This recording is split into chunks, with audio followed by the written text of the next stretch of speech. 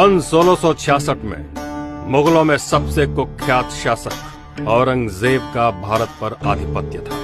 औरंगजेब ने हिंदुओं पर अत्याचारों की समस्त सीमाएं लांघ दी थी। औरंगजेब के दो ही लक्ष्य थे, साम्राज्य विस्तार और लोगों का बड़ी से बड़ी संख्या में धर्म परिवर्तन। इसी उद्देश्य से उसने हिंदुओं के दमन के लिए अनेक नीतियां बनाई, जिनका कठोरता से पालन करवाया जाने लगा।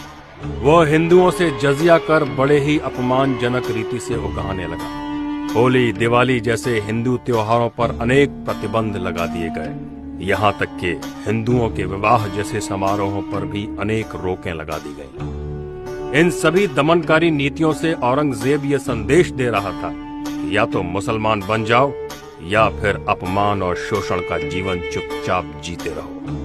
ऐसे निराशा एवं संकट के काल में औरंगजेब के दमन को चुनौती देने पश्चिमी उत्तर प्रदेश में एक नया नायक प्रकट हुआ, गोकुल सिंह जाट। सिंसनी ग्राम में जन्मा गोकुल महान राजा सूरजमल का पूर्वज और तिलपत गांव का जमींदार था।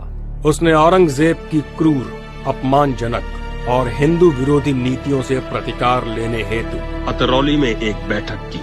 निर्णय हुआ कि सभी लोग मुगलों को मालगुजारी देना समाप्त कर दें। मुगलों के लिए एक साधारण से हिंदू जमींदार का ऐसा विद्रोह असहनीय था।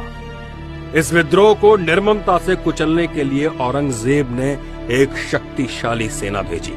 सेना को आता देख गोकुल सिंह अपने साथियों को मथुरा के निकट सहोरा गांव में एकजुट करने लगे।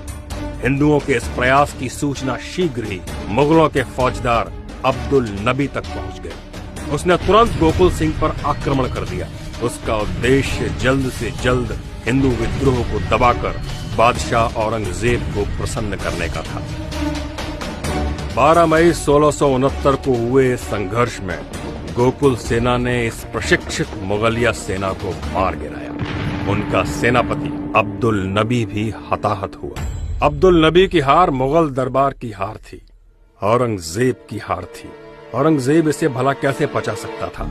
आनन फानन में औरंगजेब ने शफशिकन खान को आगरा का नया फौजदार नियुक्त किया। इसी बीच गोकुल सेना ने निकटवर्ती सादाबाद को मुगलों के नियंत्रण से मुक्त कर दिया।